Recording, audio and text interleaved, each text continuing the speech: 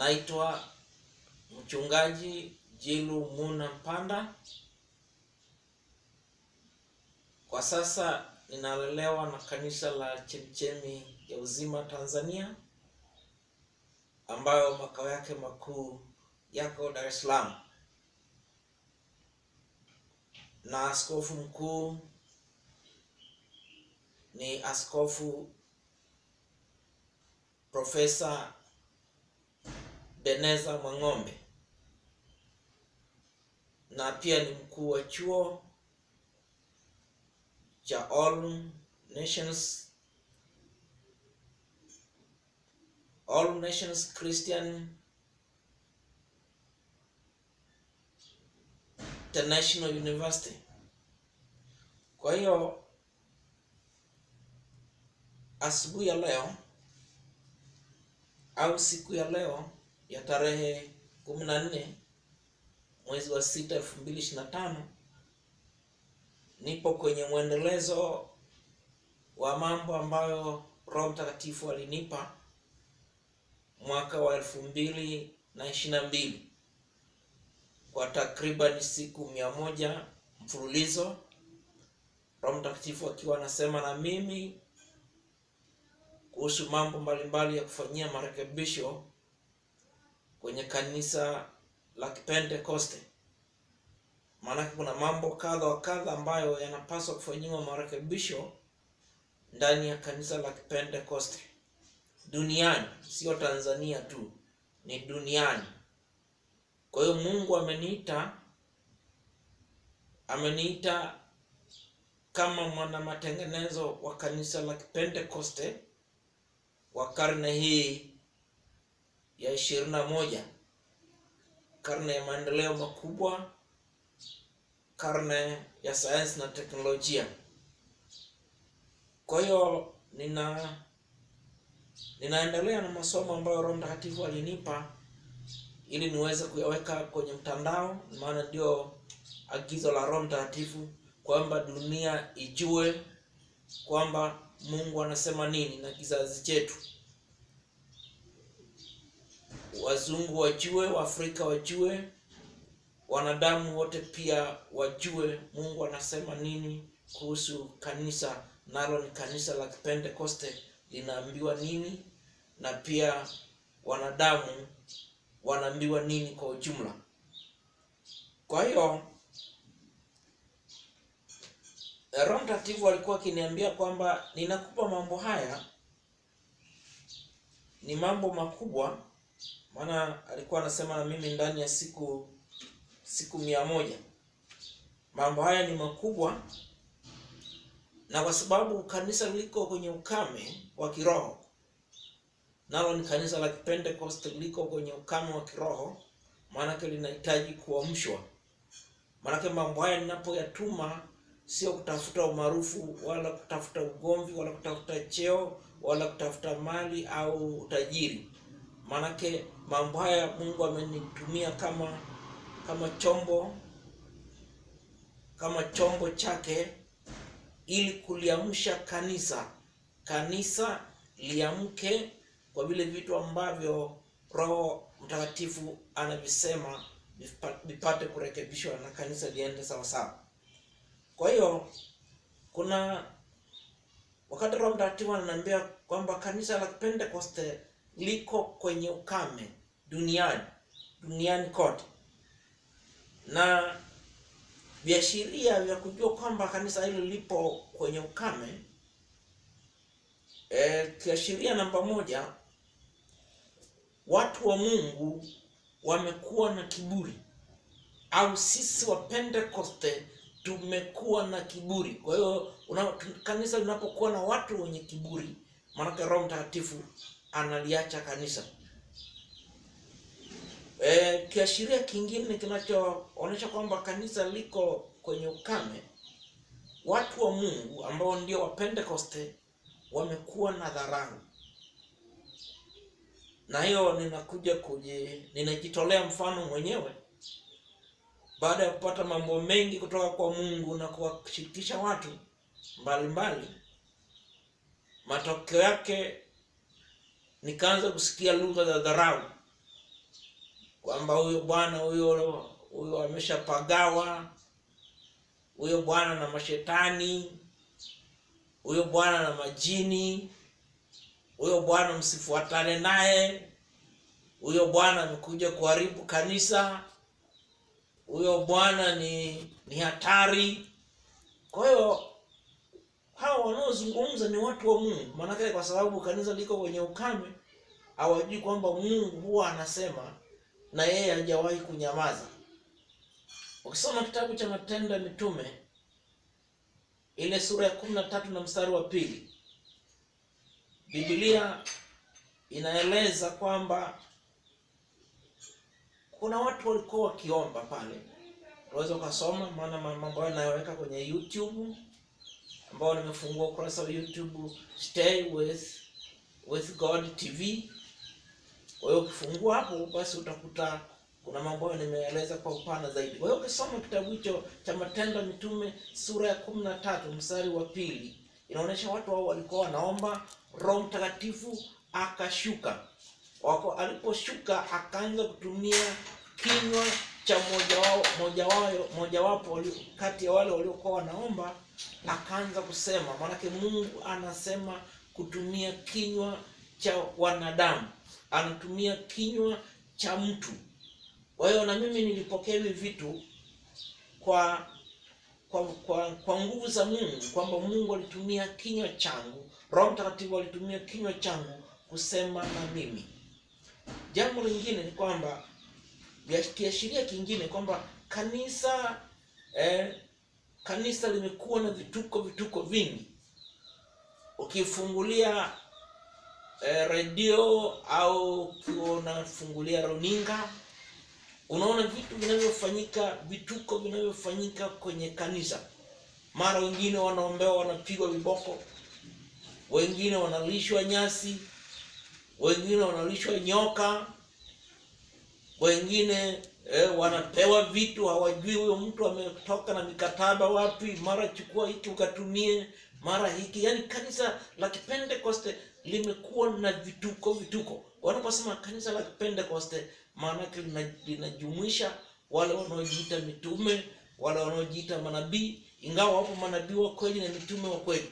Lakini kuna mitume wa uongo na manabii wa uongo ambao sasa wameingia kwenye kanisa la Pentecoste, na sasa kanisa sasa limekuwa kwenye hatari. Kwa hiyo maana Roho Mtakatifu anatoa maelekezo, maana tuko kwenye siku za mwisho, anatoa maelekezo ili kanisa lifanye marekebisho liweze kukaa vizuri. Jambo lingine linaloonyesha kwamba kanisa liko kwenye ukame wa kiroho, kwamba watu wengi walioko ndani ya kanisa la Pentecoste hawaelewi kama Mungu huwa anasema. Kwa sababu haya nimeyashuhudia mimi mwenyewe. Wanasoma tu kwenye Biblia kwamba Mungu huwa anasema, alisema na sijui na nani, alisema na Yakobo, alisema na Isaka, alisema na Sulemani, alisema na Petro, alisema na Paulo. Lakini kivitendo wao wenyewe hawajashuhudia hivyo vitu. Na ndio maana unapowashirikisha watu, wanaona huyu ana mashetani, huyu ana mapepo, huyu hatumpi ushirikiano. Ndio yanayoendelea. Hizo ni ishara zinazoonyesha kwamba kanisa la Pentecoste liko kwenye ukame.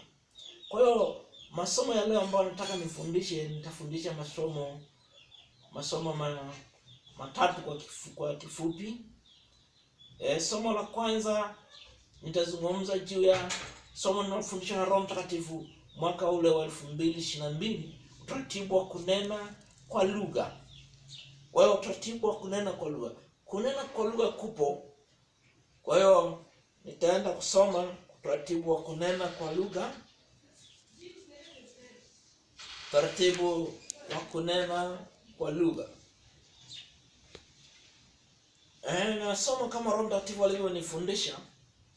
Nimeandika kitabu hiki maana yake nimekusanya vitu vyote ambavyo Roho Mtakatifu alinipa mwongozo wa kuandika vitabu hivi, na nimeingiza mada mbalimbali ambazo zingine tayari nimeshaziweka kwenye YouTube na watu wanaweza wakazisoma. Kipengele cha kwanza tunazungumzia utaratibu wa kunena kwa lugha. Hiyo ukisoma Matendo ya Mitume sura ya 2 mstari wa 1 mpaka wa 4 inaonesha kwamba kuna watu waliokuwa wamekusanyika, wale watu 120 wakajazwa na Roho Mtakatifu wakaanza kunena kwa lugha. Kwa hiyo nasoma kama Roho Mtakatifu alivyonifundisha, maana hapa analielekeza kanisa. Nasema hivi, Roho Bwana atakuwa juu yako na utatembea katika uwepo wa Mungu. Utamimina vitu vyako, uwepo wa Mungu, watu wataongea, watu mbalimbali wataongea katika roho. Maana tunasema katika roho, maana wataongea vitu ambavyo havitokani na akili ya kawaida ya mwanadamu. Roho Mtakatifu anaendelea kusema, usiwazuie watu wanaponena katika lugha, lakini waambie hivi, kuna utaratibu wake. Watu wanaponena kwa lugha wasiseme hovyo hovyo. Ni lazima waende kwa utaratibu wa kunena kwa lugha. Utasikia sauti inasema Roho wa Bwana anasema. Ukisikia mtu anasema Roho wa Bwana anasema, waambie watu wengine wanyamaze. Wakisha nyamaza, halafu kutakuwa na watu wengine pia wakisikiliza ujumbe. Itafika mahali watasema sasa inatosha. Kuna vitu vinatendeka ambavyo haviko sahihi sana, hivyo utavirekebisha. Kwa hiyo Roho Mtakatifu ananipa mamlaka haya, au ananipa jukumu kwamba niwafundishe wa Pentekoste. Sio kwamba ni wote, maana wapo wa Pentekoste ambao wako kanisani hawaelewi kwamba kuna kunena kwa lugha. Kwa hiyo niwafundishe. Roho Mtakatifu anasema kipengele hiki cha mwisho, anasema hivi, kuna vitu vinatendeka ambavyo haviko sahihi sana, hivyo vitu utavirekebisha. Kwa hiyo Mungu anasema, au Roho Mtakatifu anasema utavirekebisha hivyo vitu. Kwa hiyo ukifuatilia kwenye mtandao, kwenye ukurasa wangu wa YouTube, nimefundisha kwa kirefu zaidi vya sheria vya kumtambua huyu mtu anayetoa unabii. Maana mtu anaweza akafika kanisani anajua utaratibu wa kutoa unabii ni kusema Roho wa Bwana asema, au Bwana wa majeshi asema. Watu watanyamaza, watasikiliza. Kwa hiyo adui anaweza akatumia ujumbe huo, akatumia utaratibu huo kwamba Roho wa Bwana asema, watu wakanyamaza. Kwa hiyo watu wakinyamaza, kwa sababu ni adui, ataanza kuwataja watu kwamba fulani na fulani wamefanya dhambi fulani. Sasa Roho Mtakatifu alikuwa ananiambia, Roho Mtakatifu hana utaratibu huo. Kwa anasema Roho Mtakatifu, ukisikia mtu anasema Roho wa Bwana asema, kuna mtu fulani hapa amefanya dhambi ya uzinzi, Bwana anamtaka tu. Lakini ukiona mtu anasema Roho wa Bwana anasema, alafu anaenda kuwashika watu kanisani kwamba fulani ni mchawi, fulani sijui amefanya dhambi gani, huyu sio Roho Mtakatifu. Maana Roho Mtakatifu afanyaje kazi kwa vuguvugu, ni makini sana, anafanya kazi kwa utaratibu wa kimungu. Kwa hiyo tunaenda kuongoza watu kwenye kitabu hiki, iko ukurasa wa 32. Yaani Roho Mtakatifu alikuwa ananifundisha pia somo la uongozi, somo la kuongoza watu. Kwa hiyo hapa watu wa kanisa wasikilize kwa makini, na viongozi wengine wa serikali, sijui na vyama, sijui na mamlaka gani, wasikilize kwa makini, maana huu ni mwongozo wa Mungu. Maana uongozi pia unatoka kwa Mungu. Kwa hiyo Roho Mtakatifu anatoa maelekezo namna ya kuongoza watu. Anasema hivi, ukiwa kiongozi usiseme mimi nimesema, kwa kuwa wewe ni kiongozi. Ukiwa kiongozi unaongoza watu, pia watu wanakuongoza wewe. Kwa hiyo narudia herufi kubwa tena hapa kwa mkazo hapa, watu wote wasikilize, viongozi wote wasikilize. Kama unaitwa kiongozi, sijui kiongozi wa nini, kiongozi wa idara gani, kiongozi wa mamlaka gani, sikiliza hii sentence ya uongozi inayotolewa na Mungu mwenyewe. Kwa sababu ujumbe ni wa watu wote, sio wa kanisa tu. Ukiwa kiongozi usiseme mimi nimesema kwa kuwa wewe ni kiongozi. Ukiwa kiongozi unaongoza watu, pia watu wanakuongoza wewe. Kwa hiyo utasikia maoni ya watu wanasemaje, utasikia maoni ya washauri wako. Kama wewe una mamlaka makubwa, utawasikiliza na wananchi wanasemaje, utasikiliza kanisa linasemaje, utasikiliza waumini wanasemaje, ndipo sasa unaweza mkafanya maamuzi ambayo yako sahihi. Ukiwa kiongozi pia usiseme ninataka kuongea. Sema tunataka tuongee. Waambie watu hapa kuna vitu viwili. Ukiwa kiongozi usiseme ninataka kuongea. Sema tunataka tuongee. Pia ukiwa kiongozi waambie watu waongee kabla ya wewe kusema juu ya jambo linalojadiliwa au mnalolijadili. Usimtaje mtu kuwa wewe fulani ongea. Itasemekana labda una upendeleo fulani au mna ajenda ya siri na huyo mtu uliyemtaja ili aongee, ili atetee mambo fulani yanayohusu ajenda. Kwa Roho Mtakatifu anatoa mwongozo kwamba ukiwa kiongozi na mnajadili jambo fulani, usije ukasema fulani, hebu anza na wewe unasemaje. Maana inawezekana kuna agenda mmekaa mahali fulani na ukajua huyo mtu kwenye kile kikundi ana nguvu, atakaposema hiyo agenda ambayo ni agenda potovu, maana itapitishwa kwa sababu yule mtu ana nguvu. Kwa Roho Mtakatifu anatoa tahadhari, usitaje watu kusema wewe ongea. Wape watu uhuru waongee, baadaye mtafikia hitimisho na agenda itakwenda vizuri na mtaenda kwenye malengo ya kile ambacho mnakikusudia.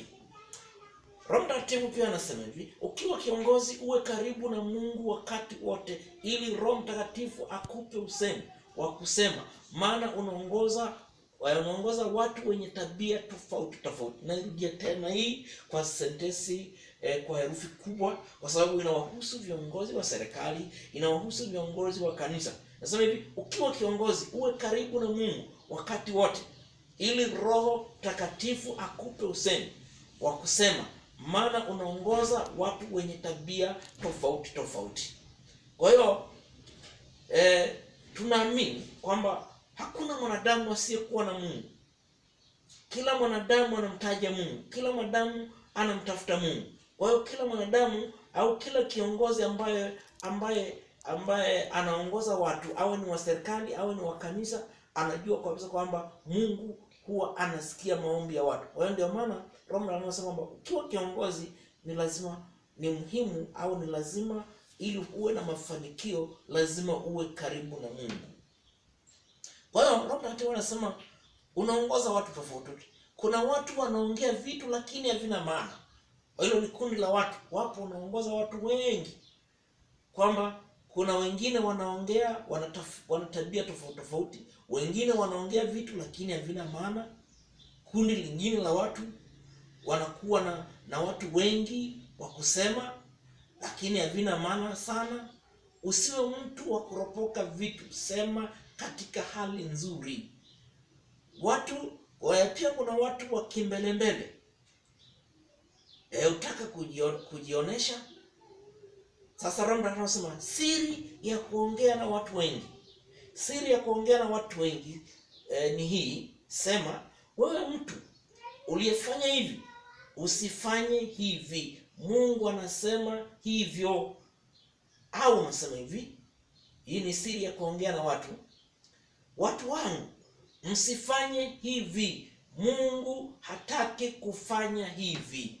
Hiyo ni siri ya kuongea na watu wengi. Lakini ukianza kumtaja mtu kwamba fulani na fulani wao ulifanya hivi katikati ya watu, unamdhalilisha, unambeza, unamweka kwenye aibu. Kwa hiyo Roho Mtakatifu hapendi vurugu, ndio maana anatoa maelekezo namna ya kuongoza watu. Siri ya kuongea na watu. Siri ya kuongea na watu wengi. Sema wewe mtu uliyefanya hivi, usifanye hivi. Mungu anasema hivyo. Watu wangu, msifanye hivi. Mungu hataki kufanya hivi. Kwa hiyo maelezo haya au masomo haya mawili nimefundisha kwa haraka ndivyo yalivyotolewa na Mungu mwenyewe, Mungu Baba, Mungu Mwana na Mungu Roho Mtakatifu. Vitu hivi havijatoka kwenye akili ya mwanadamu, ni vitu ambavyo Roho Mtakatifu mwenyewe amenifundisha. Kwa hiyo kwa kuwa Roho Mtakatifu ni mwalimu, tunasoma Roho Mtakatifu ni mwalimu, pia alinifundisha maneno ya hekima. Maana aliniambia andika kitabu hiki ambacho kinaelezea utume wako na namna gani Mungu amekuita. Kwa hiyo kuna sehemu ambayo Roho Mtakatifu ananifundisha maneno ya hekima, yeye kama mwalimu. Anaziita methali za Kiebrania, lakini anasema ni maneno yanayozungumzwa kwenye ulimwengu mwingine, kwenye ulimwengu wa roho. Neno la kwanza nasema hivi: wembe umepita haujanyoa tena. Wembe umepita haujanyoa tena. Kwa hiyo ina maana kwamba hapa ni kwamba ni Mungu anakupa taarifa tu. Anakupa taarifa ili ujiandae kupokea vitu vingi. Ndio maana nasema wembe umepita haujanyoa tena. Alafu anasema wembe umenyoa lakini haujamnyoa mwingine. Wembe umenyoa lakini haujamnyoa mwingine. Manake kwamba Mungu akikulenga kwenye huduma fulani, manake amekulenga wewe ndio mbeba maono katikati ya watu wengi. Kwa hiyo ndio maana yake hiyo. Kwa hiyo sentensi nyingine au methali nyingine nasema penda watu usipende vitu. Kwa hiyo ukiwa kiongozi wa kiraia au kiongozi wa kijamii au kiongozi wa kanisa, uwajali watu kuliko vitu. Ndio maana Roho anasema penda watu usipende vitu. Hata mtu mmoja wa kwako naye muongoza akipata shida, maana huyo ni wa thamani kuliko vitu ulivyo navyo, hata kama ni vya thamani kiasi gani, lakini mwanadamu yote ni wa thamani kuliko kitu chochote. Ndio maana Roho anasema penda watu usipende vitu. Nunua vitu usipende vitu. Mimi hapa nyumbani kwangu nina vitu, nina friji liko pale na makochi, lakini nikivinunua hivi vitu sio kwamba nivipende kuzidi Mungu, yani nimpende Mungu zaidi kuliko vitu. Methali nyingine nasema nunua vitu vilivyo vitakatifu, usinunue vitu visivyo vitakatifu. Maana kwa wanadamu tutafute mambo yaliyo mazuri, mambo yaliyo mabaya hayatusaidii, hayo ni ya shetani. Tumwachie shetani, sisi tutafute vya kwetu ambavyo vinampa Mungu tukufu. Nunua vitu vilivyo vitakatifu, usinunue vitu visivyo vitakatifu. Methali nyingine nasema panda mbegu utavuna watu. Nyingine nasema ukivuna vingi utapata vingi. Nyingine nasema tenda wema ubaki na wema. Tenda wema ubaki na wema. Roho Mtakatifu wakati ananifundisha methali hizi anasema wanadamu huwa wanasema tenda wema nenda zako. Tenda wema nenda zako. Lakini Mungu anasema tenda wema ubaki na wema. Ukiwa kiongozi wa kiraia, ukiwa kiongozi wa serikali, inawezekana ukawa waziri, inawezekana ukawa rais, inawezekana ukawa mbunge, utende wema ili ubaki na wema. Ubaki na wema. Watu watasimulia wema wako badala ya kusimulia ubaya wako. Maana kuna siku moja utaondoka. Ukiwa askofu utaondoka. Ukiwa mchungaji siku hiyo kuna siku utaondoka, watakuja wengine kuongoza kanisa. Kwa hiyo tenda wema ili ubaki na wema. Watu waje wakusifie kwamba alikuwepo kiongozi hapa wa nchi, alikuwepo kiongozi wa kanisa letu, alikuwepo kiongozi wa mkoa wetu, alikuwepo kiongozi wa wilaya yetu, alifanya hivi na hivi. Maana unabaki na wema. Methali nyingine nasema vuna usichovuna, utavuna usichovuna. Kwa hiyo methali zingine ninawachia ninyi ambao mtapita kwenye ukurasa wa YouTube, ninawachia ili mtatafakari pia. Zingine sitazifafanua sana, kwamba vuna usichovuna, utavuna usichovuna. Tokeza tokeza, usianze kutoka. Maana Roho Mtakatifu hapa ananifundisha kuwa na subira au kuwa na subira. Wembe ukimnyoa mwingine hautamnyoa mwingine. Kwa hiyo haya ni mambo ya wito. Haya ni mambo ya wito, kwamba wito ukitolewa kwa mtu mmoja maana unamlenga huyo huyo, sio kwamba wito mnaweza mkawa mko wengi katikati. Mimi niko katikati ya Watanzania au katikati ya dunia hii ambayo ina watu takriban, sasa hivi ilikuwa na watu miaka ya nyuma kidogo ilikuwa na watu bilioni 7, lakini sasa hivi nafikiri watakuwa kwenye bilioni 8. Kwa hiyo katikati ya watu bilioni 8, maana Mungu amenipa mambo haya. Amenaomba kwamba Mungu huwa akikupa kitu, maana anakupa kitu maalum. Hawezi kukitoa kwa kila mtu. Kwa hiyo sentensi hiyo anayekupa wewe, maana haiwezi kuwa kwa mtu mwingine. Kwa hiyo Mungu amenipa sentensi hii kwamba haiwezi kuwa kwa mtu mwingine. Amenipa matengenezo kwa kipindi hiki, kwa karne hii. Maana atawapa na wengine kadri karne zinavyoendelea au siku zinavyoendelea. Kingine, methali nyingine nasema usiweke vitu kwa wasiowekeka. Methali nyingine nasema niandikie barua ili nami nistahiki kukuandikia barua. Kwamba kama unahitaji, maana kama tunalohitaji, maana tutaomba ili na Mungu aweze kustahili kutujibu. Nunua vitu vyako mwenyewe, usije ukanunua vya wengine. Lia sana, usije ukalia mwenyewe. Panda ulichopanda, lakini usipande usichopanda. Panda ulichopanda, lakini usipande usichopanda. Punda aliyebeba mzigo hawezi kutua mpaka bwana wake amtue. Narudia tena sentensi ya muhimu sana. Punda aliyebeba mzigo hawezi kutua mpaka bwana wake amtue. Maana Mungu akikupa ujumbe atakuelekeza upeleke wapi. Kwa hiyo mimi Mungu alinipa matengenezo, kwa hiyo ninayaweka duniani kote.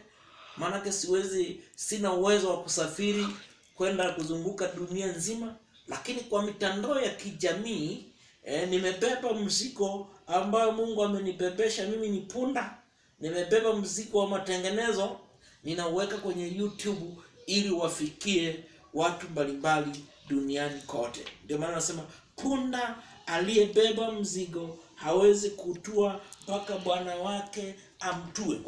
Kwa hiyo Mungu amenielekeza mimi kama punda, umebeba huu mzigo wa matengenezo, sasa utue kwenye Facebook, utue kwenye YouTube, utue kwenye mitandao ya kijamii, utue kwenye majarida mbalimbali ili watu waweze kusoma na kuelewa kinachoendelea. Kingine, methali nyingine, naenda haraka. Pita huku mbele, kwa mbele kuna vitu vingi. Tupa vitu, lakini usitupe watu. Hii inairudia tena kwa herufi kubwa. Ukiwa kiongozi wa aina yoyote ile, wa ngazi yoyote ile, Roho Mtakatifu anasema hivi, anatoa methali anasema hivi, tupa vitu, lakini usitupe watu. Narudia tena, sentensi nzuri sana na ina nguvu sana, na italisaidia kanisa, na itawasaidia viongozi wa kiraia, itawasaidia viongozi wa kijamii. Tupa vitu, lakini usitupe watu. Hata kama mtu ni maskini, ameumbwa na Mungu. Hata kama mtu ni mlevi, sijui ana tabia gani mbaya, ameumbwa na Mungu, anahitaji msaada, asaidiwe ili na yeye awe katika hali nzuri. Nyingine nasema paa sana, lakini usije ukaanguka. Kwa hiyo hii ninailinganisha na methali ya Kiswahili nasema aliye juu ngoje chini. Kwa hiyo na nyingine nasema mpanda ngazi ushuka. Kwa hiyo Roho Mtakatifu anasema paa sana, lakini usije ukaanguka.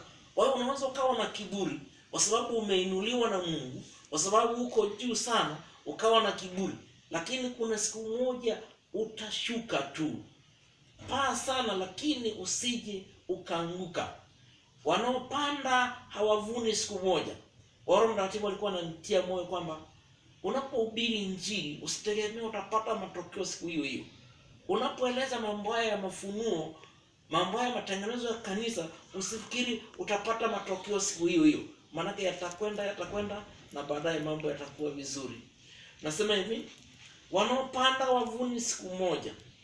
Methali nyingine nasema teke moja likipigwa halimpigi mwingine. Teke moja likipigwa halimpigi mwingine. Manake nini? Kwamba Mungu anamchagua mtu maalum kwa kazi maalum. Nuhu alichaguliwa kwa kazi maalum kwa kipindi kile, kwa sababu kwamba kwa maana kwamba teke lilimpiga Nuhu, lakini alikuwapiga wengine. Ndio maana nasema hivi, hilo teke lililotupwa na Mungu likampiga Nuhu, lakini alikuwapiga wengine.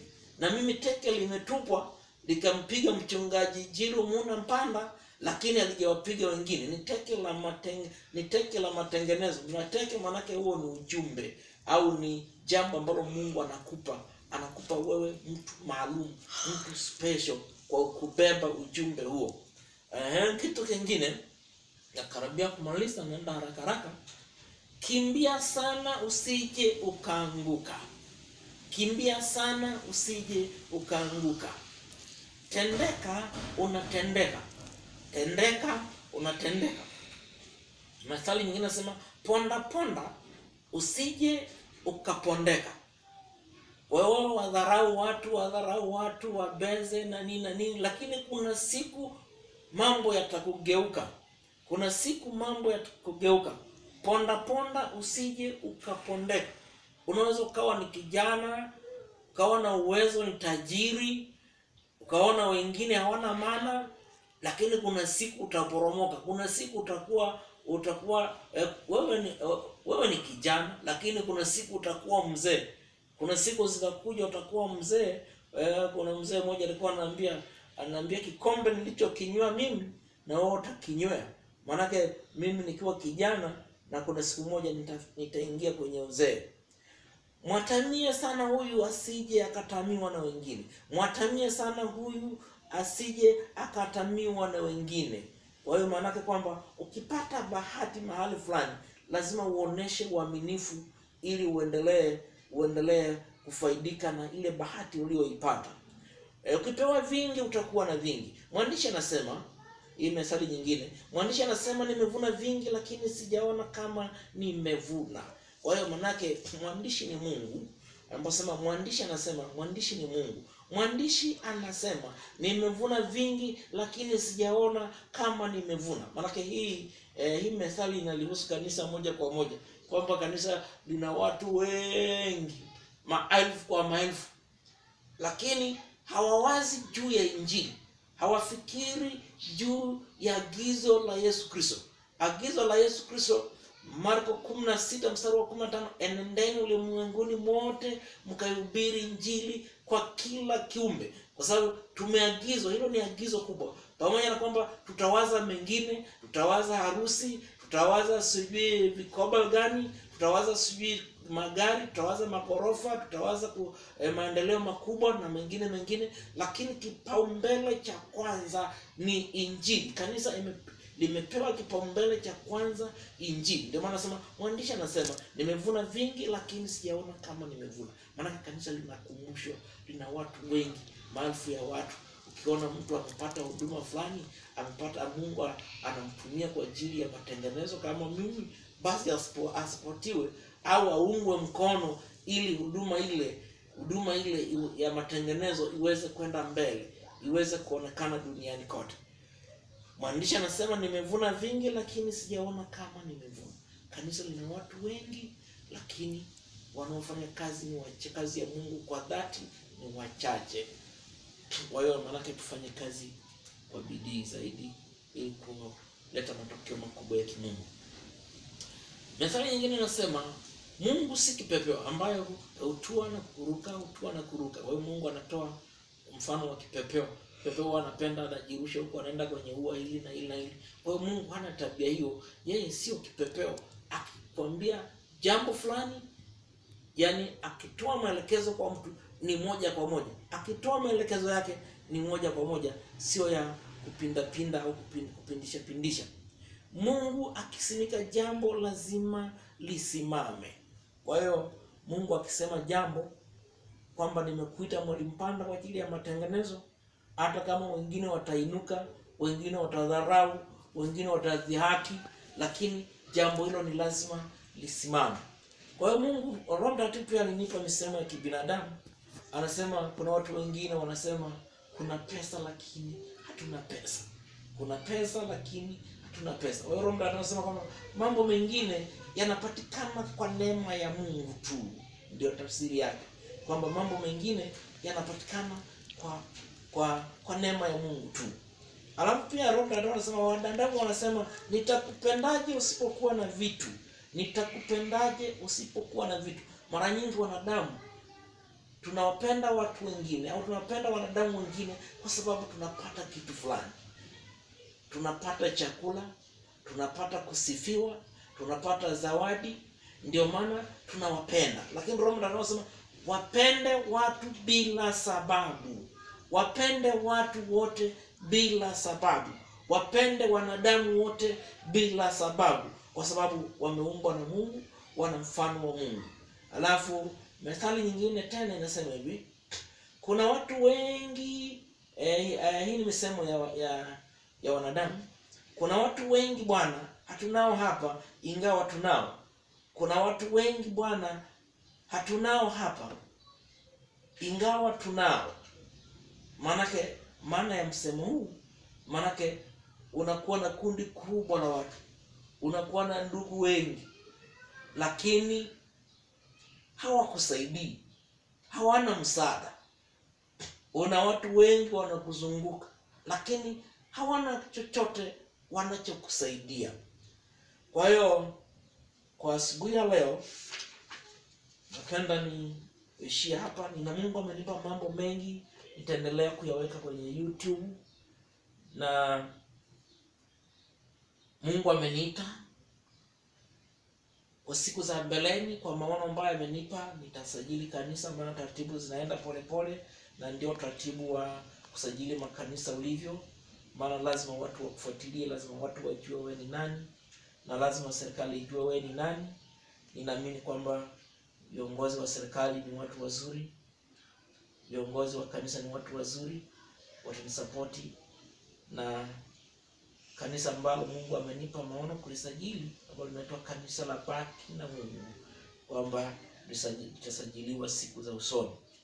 Na pia ndani ya kanisa hilo, kwa maelekezo ya Roho Mtakatifu, kutakuwa na idara ya uinjilisti ambayo itaitwa makutano ya watu wa Mungu. Kwa hiyo ni maono ambayo Mungu amenipa kwamba nisajili kanisa linaloitwa Kanisa la Baki na Mungu, au kwa Kiingereza Stay